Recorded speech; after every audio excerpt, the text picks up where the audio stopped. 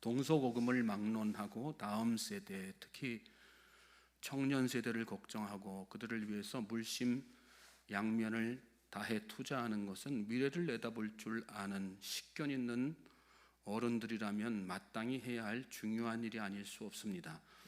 오늘 시인도 청년들에 대한 특심이 있었던 것 같습니다. 9절 말씀 보시면 청년이 무엇으로 그의 행실을 깨끗하게 하리까. 이 청년 세대의 특징은 불같은 시험과 유혹이 많다는 것이지요. 무엇으로 그의 행실을 깨끗하게 할까? 시험과 유혹 많은 세상에서 자칫 잘못된 길로, 올바르지 않은 길로 들어서서 파국을 맞게 될 수 있는 청년 세대를 향한, 그들보다 앞서 세상을 살아온 한 어른으로서 또 영적 지도자로서의 깊은 고민이 있었음을 깨닫게 하는 말씀이죠. 오늘 이 시대 기성세대가 잘못하는 일 중에 하나는 청년들에 대한 비판은 하되 깊은 고민은 하지 않는다는 것입니다. 나 때는 이랬는데 너는 도대체 왜 그러니?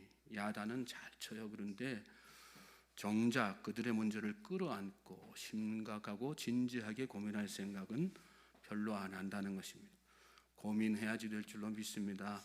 비판보다 중요한 게 고민이고 정책보다 중요한 게 올바른 지식, 관념, 가치관을 심어주는 일입니다. 내 백성이 지식이 없으므로 망하는도다. 청년의 때에 올바른 지식, 올바른 가치관, 올바른 생각이 자리 잡지 않으면 끝은 불보듯이 뻔합니다. 같이 망하는 것입니다.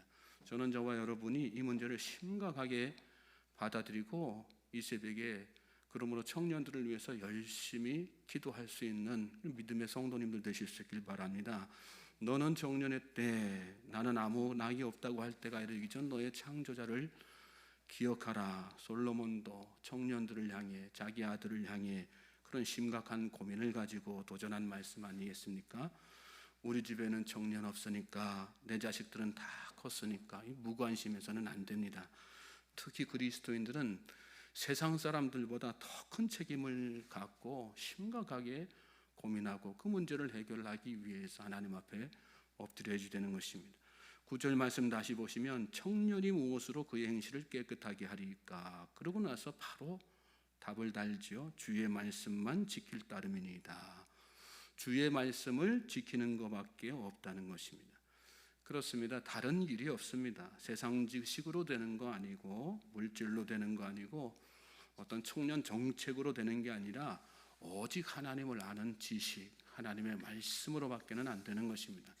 중요한 것은 이것을 어떻게 청년들에게 인식시킬 것인가, 어떻게 청년들이 하나님의 말씀을 붙들고 사는 그런 인생이 되게 할 수 있을까. 먼저 어른인 나부터 그렇게 살아야지 됩니다. 어른인 내가 먼저 하나님의 말씀을 지킴으로 행실이 깨끗하게 되는 신앙의 본을 보이는 어른이 되어야지 됩니다. 10절 11절 말씀 보십시오. 내가 전심으로 주를 찾았사오니 주의 계명에서 떠나지 말게 하소서. 내가 주께 범죄하지 아니하려 하여 주의 말씀을 내 마음에 두었나이다. 내가 자기 자신을 드러내겠다는 게 아니라 자신이 그렇게 살았던 인생의 삶의 주인공이라는 그런 얘기를 강조하는 거죠. 이 말씀은 그래서 시인의 경험에서 나온 말씀입니다. 청년 때의 경험일 수도 있고 어느 정도 연륜이 찬 후에 하게 된 그런 경험일 수도 있습니다. 중요한 건 ing 상태에 있다는 거예요. 청년부터 지금까지 어느 순간 율법이 정말 복중의 복이구나 그런 사실을 깨달았는데 그 사실을 깨달은 후로부터 지금까지 계속해서 이 삶을 살았다는 거예요. 그렇게 시인은 과거로부터 현재까지 계속해서 전심을 다해서 주를 찾았어요. 주의 계명에서 떠나지 않기를 위해서 기도하고 열심히 또 다했습니다. 하나님의 말씀을 마음속에 두고 살기 위해서 하나님 앞에 또 간절하게 기도했어요. 그랬더니 결과적으로 어떤 삶을 살게 되었다는 거예요. 하나님 앞에서 범죄하지 않게 되더라. 행실이 깨끗하게 되더라 이겁니다. 불같은 시험 없어서가 아니라 많았지만 폭포수 같은 죄의 유혹들도 계속해서 넘쳐났지만 그러나 그런 중에도 방황하지 않게 되고 자신의 행실이 이렇게 올바르게 지켜지더라 이 말씀입니다. 가장 큰 교육은 행동이죠. 여러분, 이론이 아니라 경험이 가장 중요한 교육입니다. 100마디 말보다 한 번의 실제가 마음속에 더 와닿는 법이죠. 10절 후반부에 떠나지 말게 하소서 그랬는데 직역하면 방황하다는 뜻입니다. 다 그런 건 아니지만 이 시대 많은 청년들이 교회를 떠나고 올바른 신앙으로 서지 못하고 있습니다. 그 이유 중에 하나가 어른들이 지식과 경험 사이에서 방황하기 때문입니다. 말하고 행동이 다른 거예요. 가르치는 것과 보여주는 것이 다른 것입니다. 목사님이, 장로님이, 권사님, 집사님이 가르친 대로, 배운 대로, 아는 대로 또 자기 믿는 대로 하지 않고 상황에 따라서 이랬다 저랬다, 여기서는 이렇게 하고 저기서는 저렇게 하고 그렇게 방황하고 불안한 모습을 자꾸 보인단 말이죠. 그러니 그걸 지켜본 청년들이 무슨 생각하겠어요? 아이고, 신앙이고 뭐고 다 필요 없구나. 교회 다녀봤자, 예수님 믿어봤자, 기도해봤자 별거 없구나. 세상으로 그렇게 나간단 말이죠. 아벨처럼 태어나서 가인처럼 방황하는 인생으로 치닫고 마는 것입니다. 말로 가르치고 회초리로 훈계하는 것보다 삶으로 보여주는 것, 그것이 정말 중요한 것입니다. 옛날에는 조상매라고 하는 것이 있었습니다. 자녀들이 잘못했을 때 아버지가 직접 회초리를 들고 때리는 대신에 그 자식을 조상들이 묻혀있는 산소 앞으로 데려갔어요. 그리고는 스스로 종아리를 걷고 자식으로 하여금 아버지의 종아리를 회초리로 때리도록 진짜 교육, 진짜 사랑이 뭔지를 깨닫게 하는 그런 일들 아니겠어요? 12절에서 13절 말씀 보세요. 찬송을 받으실 주 여호와여, 주의 율례들을 내게 가르치소서. 주의 입의 모든 규례들을 나의 입술로 선포하였으며. 야고보서 5장 13절에 너희 중에 고난당하는 자가 있느냐? 그는 기도할 것이요. 즐거워하는 자가 있느냐? 그는 찬송할지니라. 그런 말씀이 나옵니다. 여러분, 즐거운 일이 있습니까? 청년들 앞에서 찬송하는 모습을 보여주십시오. 감당할 수 없는 어떤 고난에 처할 때가 있습니까? 청년 세대 앞에서 그 청년이 바르게 자라기를 원한다면 그때 기도하는 모습을 보여주십시오. 이 문제 어떻게 해결할까? 우왕좌왕하고 여기 쫓아다니고 저기 쫓아다니는 그런 모습이 아니라 정말 하나님 앞에 엎드려서 하나님, 이 문제 하나님 앞에 맡깁니다. 그런 진지한 기도의 모습을 보여주시라는 말씀이에요. 죄의 유혹과 시험 앞에서 갈등되고 또 타협해야지 될 것만 같고 고민이 막 이렇게 마음속에 막 이렇게 들 때가 있습니까? 의연하게 말씀을 원칙 삼아서 행동하는 그런 믿음의 결단과 선택을 청년들 앞에서 보여주시란 말씀입니다. 그럴 때 동기부여가 되는 거예요. 그것이 나도 저렇게 살아야 되겠구나. 각인이 되고 인식되고 또 그렇게 살아가는 인생으로 앞으로 나아가는 거 아니겠습니까? 14절에서 16절에는 내가 모든 재물을 즐거워함 같이 주의 증거들의 도를 즐거워하였나이다. 내가 주의 법도들을 작은 소리로 읊조리며 주의 길들에 주의하며 주의 율례들을 즐거워하며 주의 말씀을 잊지 아니하리이다. 내가 모든 재물을 즐거워함 같이 주의 증거들의 도를 즐거워하였나이다. 재물 싫어하는 사람 없죠. 성경은 재물을 금기시하거나 터부시하지 않습니다. 다만 하나님보다 재물을, 말씀보다 돈을 더 사랑하는 것을 경계할 뿐이죠. 건강한 물질관을 보여주는 것도 중요한 일인 것을 깨닫게 하는 그런 말씀입니다. 신앙으로 살아야 된다, 말씀대로 살아야 된다 그래 놓고서는 돈 못 번다고 구박하고 재산 없다고 자식들 앞에서 청년들 앞에서 한숨 쉬고, 그러니 젊었을 때부터 그걸 본 청년들이 어떻게 하고 사는 거예요? 돈 하면서 돈에 한 맺힌 인생처럼 살아가는 것입니다.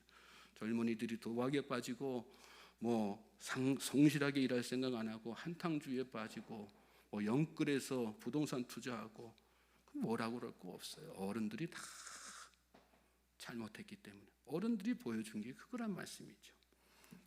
어떤 상황, 어떤 일에서든지 늘 말씀을 읽고 묵상하고 암송하면서 흔들림 없이 말씀을 붙들고 사는 그 모습을 보여줄 때 청년들이 도전을 받고 또 청년의 때에 올바른 가치관을 형성하여 행실이 온전해진다는 사실을 잘 기억하시고, 내가 어른으로서 먼저 하나님을 만나고 또 먼저 예수님을 영접한 자로서 그 신앙의 본을 보일 수 있는 저와 여러분 될 수 있기를 주님의 이름으로 소망하고 축복합니다. 그리고 나서 청년들을 정말로 끌어안고 기도해야 되는 것입니다.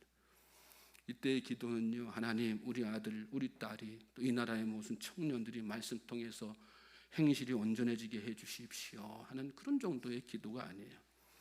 우리 교회에서 제자훈련 교재로 삼고 있는 하나님의 사람에 나오는 이야기입니다.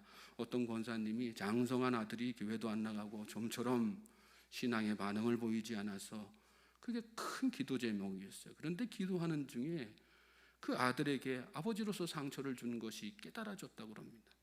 아들이 어릴 때 잘 되라는 마음으로 잔소리하고 또 안 되니까 거기서 나가가지고 매를 들었던 일들이 아버지와 벽을 쌓게 되고 아버지 때문에 오히려 신앙에서 멀어지게 되었다는 그 사실을 깨닫게 된 것입니다. 고민하다가 하루는 작심을 하고 야구 중계 방송을 보고 있는 아들에게 할 말이 있으니까 잠시 TV 좀 꺼줄 수 있겠니? 그러고는 아들 앞에서 무릎을 꿇고 눈물로 이 아버지의 잘못을 용서해달라고 고백했습니다. 그 모습을 본 아들이 처음에는 놀라고 당황했죠. 그런데 이내 아버지 손을 붙잡고 울면서 같이 기도했다는 거예요. 우리가 청년들을 위해서 기도한다고 하지만 그 기도에 정말 감동이 있고 진심이 있는지는 깊이 있게 생각해 봐야지 됩니다. 산소 앞에서 종아리를 올리는 마음, 그게 필요해요. 그리고 정말 자식 앞에서 무릎 꿇는 마음으로 하나님 앞에 기도하는 것, 그것이 필요하다는 사실을 잘 깨달아야 합니다. 그럴 때 청년들이 마음의 문이 확 열리게 되는 것입니다. 성령께서 감동을 주시고 하나님께서 그 마음 문을 완전하게 열어주시고 예수님이 영접되어지는, 그래서 말씀을 붙잡는 인생, 말씀을 지키는 인생, 불같은 시험이 있지만 요동치 않는 행실이 온전해지는 그런 복된 인생이 되어가는 것입니다. 우리에게는 특별히 저와 여러분처럼 이 새벽에 진짜 하나님 앞에 나와서 은혜를 구하고 기도하는 믿음의 사람들에게는 이 청년들이 온전한 행실로 살게 할 책임이 그 누구보다도 막중하게 있습니다. 말씀을 지켜 행하는 것으로 본을 보여야 됩니다. 그리고 종아리를 올리는 마음으로, 무릎을 꿇는 마음으로 청년들을 위해서 그들을 끌어안고 정말 애가 타는 마음으로 하나님 앞에 기도해야 되는 것입니다. 그럴 때 하나님께서 역사하실 줄로 믿습니다.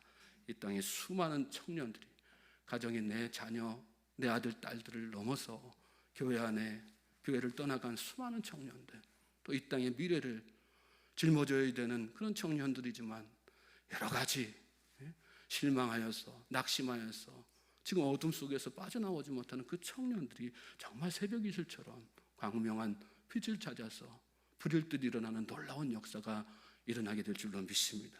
세상이 아니라 말씀을 붙잡고 예수님을 또 하나님을 붙잡는 그런 복된 인생 될 줄로 믿습니다. 이 새벽에 그 마음 가지고 열심히 기도하는 우리 모든 성도님들 되시기를 주님의 이름으로 다시 한번 소망하고 축복합니다.